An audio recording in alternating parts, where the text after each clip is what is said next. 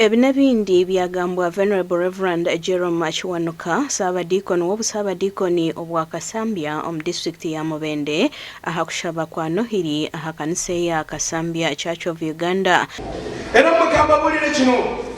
Listen to me, nobody knows your tomorrow apart from God.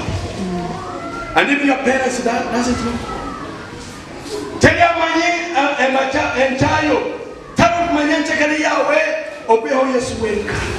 Aha kushaboku omnyambabazi owamanywanka Henry Musinguzi ya hasaba dikoni motoka y'ekika kya Noah namba UBQ 285W okukora omurumo gwa Mukama.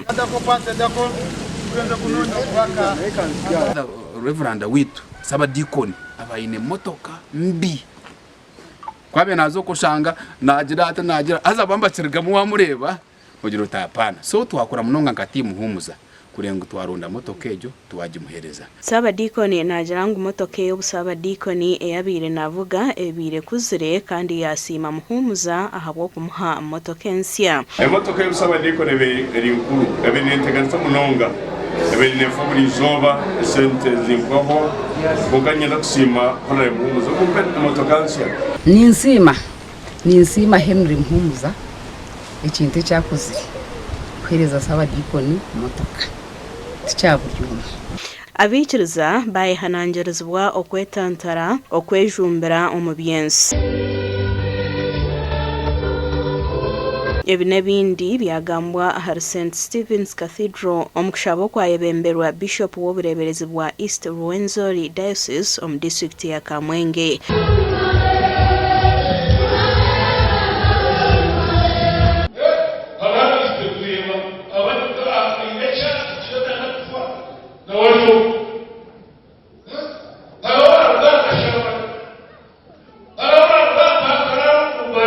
Ramwikirize areke kwerekerera kureka tunja amagara agatawaho umuri we.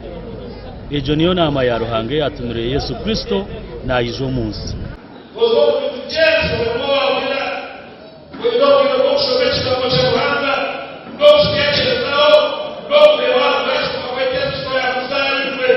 Okushaboku kwayetabwamu abantu batari bamwe na bamwe abarimu abakozi ba gavumenti abebembezi hamwe n'abandi.